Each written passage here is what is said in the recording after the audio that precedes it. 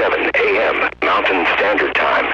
A disaster of unknown type has occurred at the Black Mesa Research Facility, causing significant damage and failure to various power and communication systems in the surrounding areas. This message replaces the previous alert, which expired at 12:01 p.m. Mountain Standard Time this afternoon.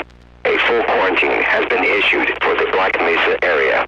In the interest of public safety, all residents within a 150-mile radius of Black Mesa, New Mexico, are advised to evacuate the area immediately. Take only essential supplies and a battery-powered radio. Do not use more than one vehicle for traveling. Follow local evacuation routes, which have been marked by local authorities. If you are within the evacuation area and have no transportation,